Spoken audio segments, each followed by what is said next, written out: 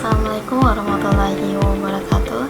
Perkenalkan, nama saya Wadi Wirda dengan NIM 240306002 dari Prodi Tradisipa Semester 3 Fakultas Ilmu Tarbiyah dan Keguruan. Jadi teman-teman, di video ini saya akan menjelaskan konsep fisika kelautan dari gelombang laut dan pasang surut terhadap dinamika pesisir. Dan ini adalah tugas saya untuk memenuhi mata kuliah pilihan saya, yaitu fisika kelautan dari dosen pengampu Ibu Siti Mutraningsih Sagaf MPD. Asalkan tahu teman-teman, wilayah pesisir merupakan zona transisi antara darat dan laut yang sangat dinamis. Dinamika ini terutama dipengaruhi oleh gelombang laut, pasang surut, dan arus yang bekerja secara terus-menerus.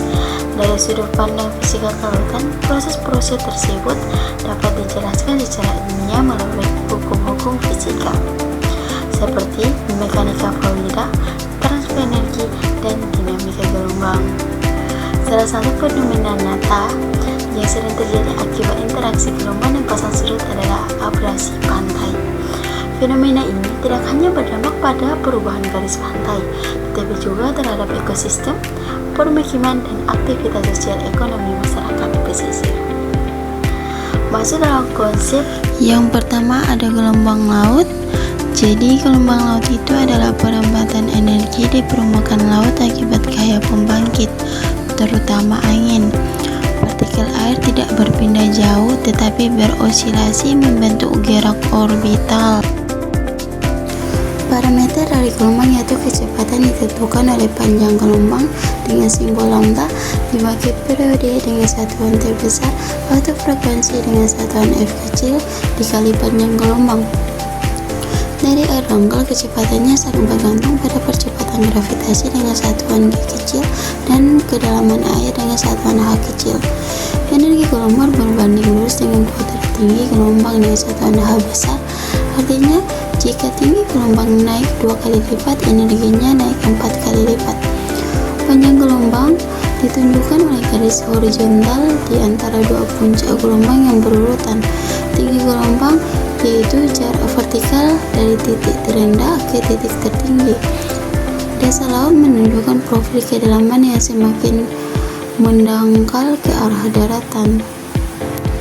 Jenis gelombang berdasarkan kedalaman. Yang pertama ada gelombang laut dalam, terjadi di lepas laut dengan kedalaman sangat besar. Yang kedua, gelombang transisi, terjadi saat gelombang bergerak mendekati pantai, dan gelombang laut dangkal terjadi di perairan pantai yang dangkal. Transformasi gelombang di wilayah pesisir, saat gelombang mendekati pantai terjadi beberapa proses fisika. Yang pertama adalah swelling, yaitu peningkatan tinggi gelombang akibat berkurangnya kedalaman. Yang kedua, refraksi, yaitu pembelokan arah gelombang karena perubahan kecepatan.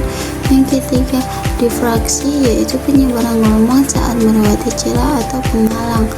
Dan breaking atau pecah gelombang, yaitu gelombang pecah ketika kemiringan dan tinggi melebihi batas stabilitas. Proses ini menentukan distribusi energi gelombang di panjang pantai. Masuk dalam konsep kedua yaitu pasang surut. Jadi pasang surut adalah naik turunnya muka air laut secara periodik akibat gaya gravitasi bulan dan matahari serta rotasi bumi. Jenis pasang surut yang pertama ada harian tunggal, terjadi 1 kali pasang dan 1 kali surut per hari. Yang kedua, harian ganda, terjadi 2 kali pasang dan 2 kali surut per hari, dan campuran kombinasi keduanya.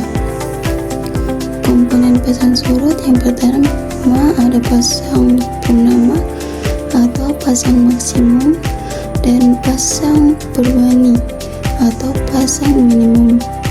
Dari konsep tersebut akan terjadi interaksi gelombang dan pasang surut. Saat pasang tinggi, muka air laut naik sehingga gelombang dapat menjangkau area pantai yang lebih luas. Energi gelombang terjebak ke daratan pantai dan dapat meningkatkan abrasi di zona atas pantai. Saat surut, muka air laut turun sehingga gelombang pecah lebih jauh dari garis pantai. Energi gelombang menjadi terkonsentrasi pada zona tertentu, terutama di daerah dekat garis surut. terutama di daerah dekat garis surut. Kombinasi gelombang dan pasang surut menghasilkan arus sejajar pantai. Arus ini berperan penting dalam transport sedimen, pembentukan garis pantai, serta proses erosi dan sedimentasi pesisir. Dan dapat dalam dinamika pesisir tersebut terjadi. Yang pertama ada erosi pantai. Terjadi karena energi gelombang yang membesar, terutama saat pasang tinggi dapat mengikis sedimen pantai.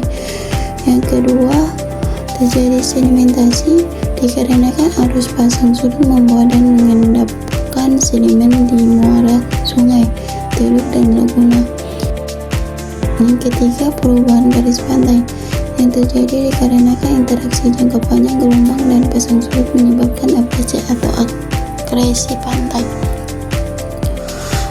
Dan pembentukan bentukan pesisir yang mengakibatkan terjadinya pantai berpasir, kosong pasir, delta, tebing pantai, laguna, dan ekosistem mangrove.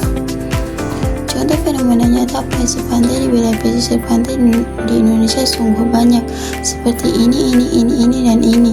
Jadi abrasi pantai di wilayah pesisir Indonesia merupakan fenomena nyata akibat interaksi gelombang laut berenergi tinggi dan pasang surut yang mengubah keseimbangan sedimen, sehingga menyebabkan mundurnya garis pantai dan kerusakan lingkungan pesisir, terutama di pantai terbuka yang tidak terlindung oleh terumbu karang atau mangrove. Implikasi dalam pengelolaan pesisir. Jadi, pemahaman fisika gelombang dan pasang surut digunakan untuk perencanaan bangunan pantai, mitigasi abrasi dan banjirop, konservasi ekosistem pesisir. Oke, jadi kesimpulannya, gelombang laut dan pasang surut merupakan faktor utama yang mengatur dinamika pesisir. Analisis fisika terhadap kedua fenomena ini membantu menjelaskan perubahan morfologi pantai dan menjadi dasar penting dalam pengelolaan wilayah pesisir yang berkelanjutan. Sekian, wassalamualaikum warahmatullahi wabarakatuh.